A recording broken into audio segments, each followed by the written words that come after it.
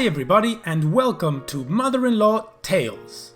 In this video we're going to take a look at 3 different stories involving mother-in-laws. And just as a disclaimer, like you'll see in the video description, none of these stories are linked in any way with the Just No Mail support subreddit. So let's not waste any more time and begin with the first story. When I met dear husband and started dating him, things were just dandy in the mother-in-law department. Most likely because mother-in-law didn't know that I was going to be her future daughter-in-law. She seemed like a fairly nice person and was for the most part friendly and sweet.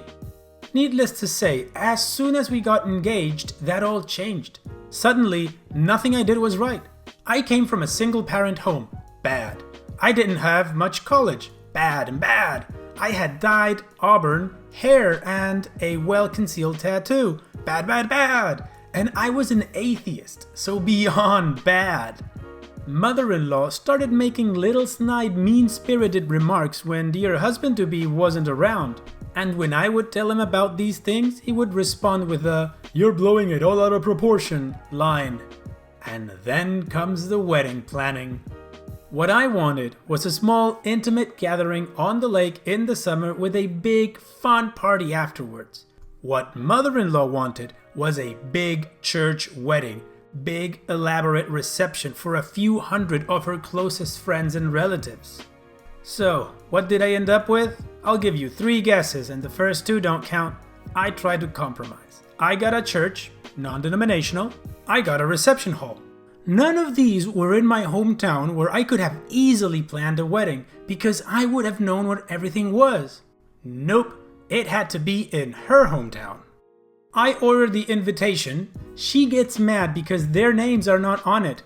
We paid for the entire wedding, so their names would not have appeared on the invites anyhow. Guest count? I was thinking that 100 would have been enough for both the families and some of dear husband's and my closest friends. We ended up inviting 280 people, mostly her friends she had to show off for. But wait, it gets better.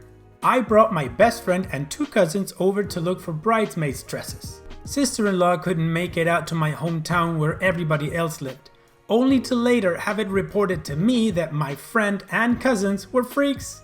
Then I have to have both of dear husband's nieces in the wedding. I really didn't want to have children in the wedding. And of course, the catering and cake have to be done by mother-in-law's favorite places. I did get my way on the flowers though. The wedding day arrives. I'm getting dressed with my girls and my mom is there and I'm as happy as I've been during the whole fiasco. And in comes a whole herd of in-laws. So much for bonding with my mom. The wedding goes off smoothly, thank goodness, and the reception goes fine, other than mother-in-law commandeering my photographer. And it's about time for dear husband and I to run off and spend our romantic wedding night. When who should appear but one of my sister-in-laws asking what time in the morning we're going to be over for breakfast to open our presents and eat breakfast. It seems mother-in-law planned all this without consulting dear husband or myself. Bummer, huh? Well, so the whole thing is over and I'm looking forward to some non-stressful relaxation and married bliss. The next afternoon, we go over to mother-in-law's house to gather up our loot and open it in our home. Just the 2 of us. As soon as we walked in that door, we got it with both barrels. "Where have you been?" And "the whole family was waiting for you to get here and open presents." And "could you be any more thoughtless?" Suddenly, I grew a spine. I told her that dear husband and I were going to open our presents at home. And that was that. Mother-in-law threw a fit. I started bawling, and I told dear husband, we had driven separate cars the day before, that I wanted to go home. I was not going to put up with her antics on the day after our wedding, and I would see him when he got home. I left. I cried the whole hour-and-a-half ride home. And I cried the whole extra 9 hours it took for him to get home. Yes, 9 hours. And that's pretty much the end of it.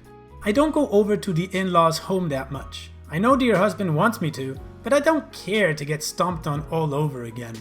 Wow, that mother-in-law really made the whole wedding about herself. Where it had to be, the amount of people, the catering, and commandeering the photographer. What the hell, man?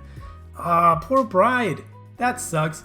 And after the wedding, when she grows a spine, which must have been a glorious thing to see, she leaves and her idiot newlywed husband waits 9 hours to get to her. That guy started on the wrong foot, if I may say so, and I hope he corrected it. What about you guys? Any of you guys had a mother-in-law so intrusive that she just took over control of your wedding planning? I hope you didn't go through that because it sounds like it sucks. Alright, on that note, let's move on to the second story. I've known my mother-in-law pretty much forever. She and my mom were even very close friends at one time. She hasn't liked me for about 14 years. Anyway, through the years, she has talked pretty badly about me, my relatives, my friend, and as of late, dear husband. You see, lately her tactics haven't been working with him, and so with each issue he stands up to her on, she becomes more desperate and tries a new tactic. It usually goes like this. First, she uses intimidation, and when that doesn't work, she moves on to number 2, which is waterworks, tears, and lots of "oh whoa, it's me" stories. And when that doesn't work, she pulls out the big guns, number 3, which is that she feigns an illness. So about 3 months ago, because of much abuse from her, I decided that for my mental, physical, emotional, and spiritual well-being, I would go no contact. I made everything clear to dear husband, everything I have suffered at her hand, or should I say tongue, and my decision to start taking care of myself instead of trying to keep peace for his and my daughter's sake.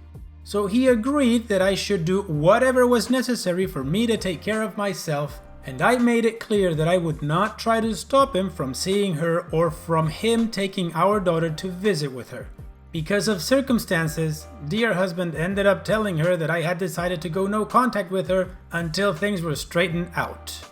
Well, not a week later, she starts having these life-threatening headaches and has to be rushed to the emergency several times, once even by ambulance.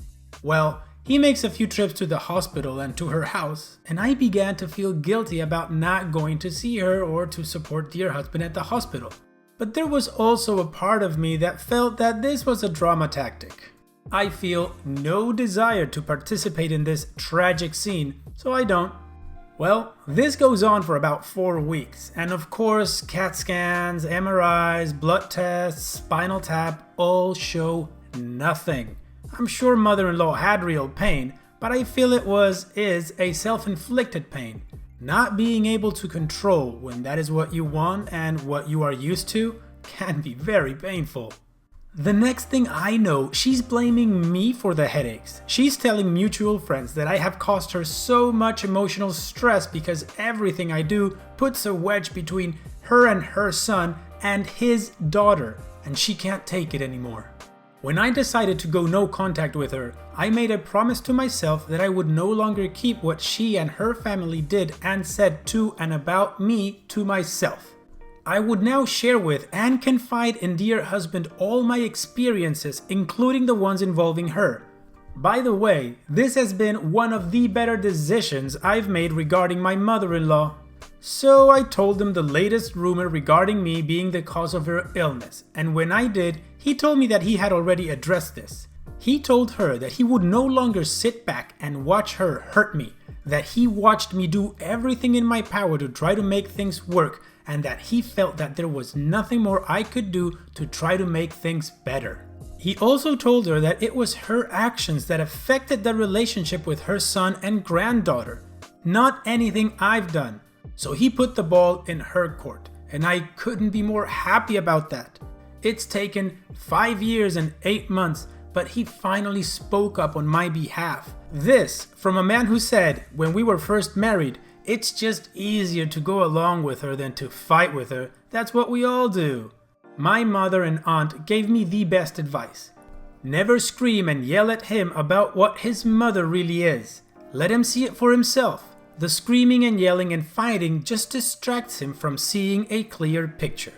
How true this has turned out for me. Congratulations to OP. Her husband is out of the fog and actually grew a spine. Good on you for going no contact and just allow things to play out.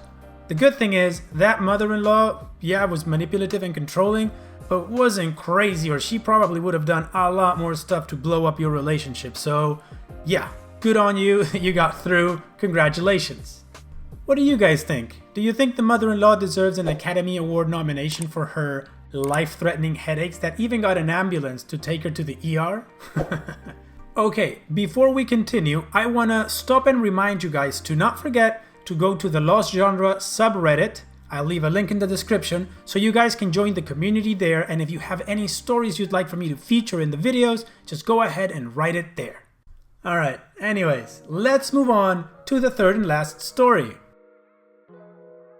I've been married almost 9 years and I love my husband dearly, and I know he loves me. But my mother-in-law has caused so many problems in my marriage. She faked a heart condition for years just to get sympathy and attention from her children. They always told me not to upset mom because of her heart. Years later, with other health issues, it was found that her heart is probably stronger than mine. When we were married, we had planned to have a big reception during the next holiday weekend because most of my family lives in different states. The first month of my marriage, my mother-in-law announced that she was giving my husband and I a reception so that I can meet all of my new family. I told her what we were planning and why. She still insisted on having this reception, only now she called it dinner. When we arrived at this dinner, it had reception written all over it, all the way down to a wedding cake. In the middle of this disaster, I found out that my mother-in-law had called my mother and asked that she pay half of the costs for this dinner. My mother refused, reminding my mother-in-law that we were planning a reception in the months ahead and that she would help with the costs then. I never had the wedding reception I was planning. It was here that I knew I wanted little to do with my in-laws. She manipulated my stepchildren. She played between us for years. The youngest, who's college age now, has caught on to grandma's game. She doesn't let her grandma get away with anything that could hurt me anymore. The oldest, who's in his early 20s, and I don't speak. His grandma ruined him. She made him believe that everything wrong in his life is because his father married me, that his father should leave me and be with his son. This man is in his early 20s. How long should my husband raise his kids? When I had control, he was getting good grades in school and planned to go to college. I don't know when she overtook control, but she did a fine job. She created a lying, lazy, rebellious person. My husband agrees. My mother-in-law doesn't acknowledge my son at all. His name is not on any of the grandchildren's stockings that line her mantle at Christmas time. He's just a little boy. He didn't ask to be a part of her family. Shouldn't she see that? Once, my husband stopped talking to her. I won't go into why, but he was standing behind something she had done to me for the first time. I swore she wouldn't step foot in my home until she apologized. I had never deserved such hatred treatment. The only wrong thing I ever did to her was marry her baby. She never apologized. The sad thing is, my husband doesn't really like his mother as a person. It's a guilt thing that she's gotten away with his whole life. He loves and respects my parents more than his own. Sometimes he admits it. Mostly, he feels guilty about it. He's constantly pulled between me and his mother. At times, I tell him to go. I feel like he should go get the guilt out of his system, but other times I find myself wishing I'd never gotten married. I get along with everyone. I care about what people think of me. My mother-in-law has gotten most of my in-laws to believe her lies. It hurts, even though I know they're just lies. I feel terrible for bringing my son into a situation like this. They have never accepted my son or me.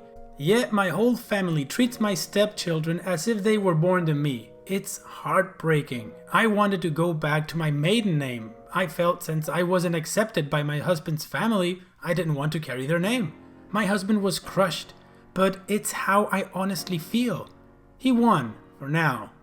My husband and I fight about his family constantly. He didn't stand up to his mother at first. She caused his first marriage to end in a messy divorce. It took my filing for divorce and his daughter crying that she didn't want to lose me for him to wake up. Now he says, "What can I do? She's my mother." It's so ridiculous. I was raised to respect my elders. I have never spoken an unkind word to my mother-in-law. I actually hate her, and I wasn't raised that way. Whenever a family function nears or even a holiday, my stomach turns. It's not me, it's really not. Everyone feels the same way about her, but she manipulates them into feeling guilty until she gets her way. That doesn't work anymore for me. I caught onto her game years ago. Well, that mother-in-law just sounds like a piece of work. I mean, what is her end game here? Alienate her whole family? She must have some sort of underlying psychological condition to always be lying and manipulating people into what she wants to get. That seriously does not sound like any normal human behavior. Unfortunately, the husband hasn't been able to do anything because he's probably still under her control. What can I do? She's my mother. Well, what you can do is you stand up to her and say, "No, Mom." That's it. It sounds easy, but it's actually not. However, for a guy that openly dislikes his mother and just lets her get away with stuff because she guilt trips him into it, then I kinda lose respect for you, and I'm pretty sure your wife will too. What do you guys think? Have you guys ever encountered a mother-in-law like this out there? If you have and you've won, my hat's off to you. Well, we've reached the end of the video. I hoped you liked Mother-in-Law Tales, which has nothing to do with just no mill, just so we're very clear. And if you did like it, go ahead and click like. If you still haven't joined the community, what are you waiting for? Join the community and just press subscribe. And also don't forget to go to the subreddit and join there as well. Alright, and after saying all that, I'll see you guys on the next video.